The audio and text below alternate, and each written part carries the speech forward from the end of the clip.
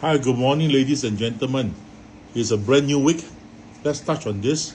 I made a video about PR just two days back and got a lot of feedback. But let's just take this. I'm already 13 years working on EP and staying in Singapore. Paid my IRAS religiously. All right, a good resident here, and I applied for 4 times, all rejected.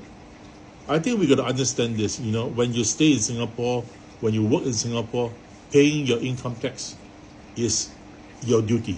Right? It's your duty. So that is not that's not a good reason to ask for PR. All right, that's not a reason to say that I paid my taxes. How come they don't give me PR? It doesn't work that way. All right. Like I said before, PR depends on a lot of things. All right. For example, your nationality. Your nationality will actually play quite an important role to see whether which classification you are under. Okay, of course we have the 4 main races of Singapore. So if you do not belong to any one of the race, then you'll be classified under others. Of course, the quota is going to be so much lower, and there's a lot of people vying for those quota. So you have to be seriously quite outstanding to be what it is, or what ICA wants to look at, who wants to recruit. The next thing, your age. All right, your age-wise, we got to understand that when you're into your 40s, last time is still possible. Last time when you're into your 40s, even into your early 50s, you can still get approved. I actually help clients who are in their early 50s get approved, but that was a few years ago. Right now is even tougher. Right now, once you're into your 40s, the chances is going to be so much lower. You should understand that Singapore has a rapidly aging population. So, of course, the government is looking out for younger professionals to become PRs. All right. So when you're into your 40s, I think the chances is going to be so much lower. You see, we even have to raise GST to help supplement the healthcare costs. So that's how tricky and how urgent this aging population problem is. So definitely you should understand from there. All right.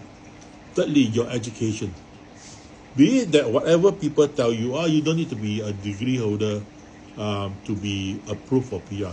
Yes, that was some years ago, especially when you're a Malaysian. All right, but right now it's different. Even Malaysians need to be upgraded. All right, there's a saying like a bachelor degree is the new diploma. So if you're actually lower than a bachelor degree, you're actually maybe just a junior high school. So why would ICA want to get somebody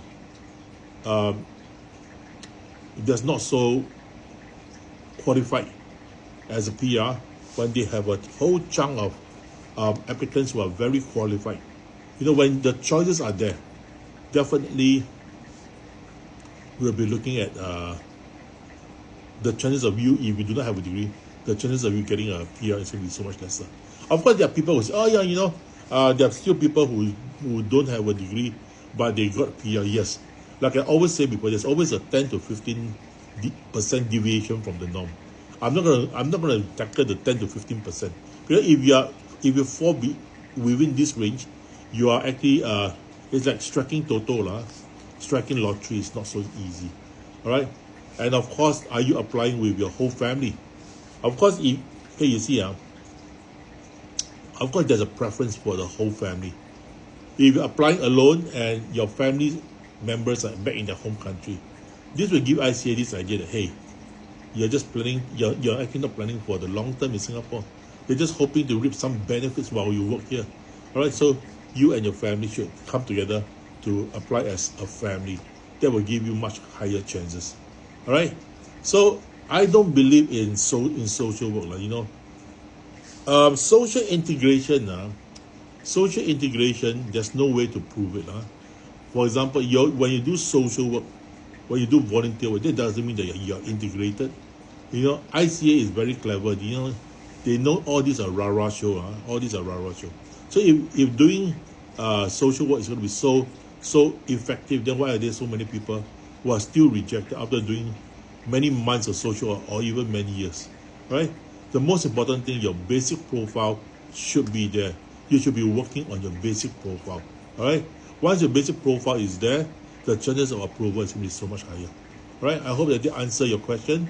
I've also seen a lot of my clients.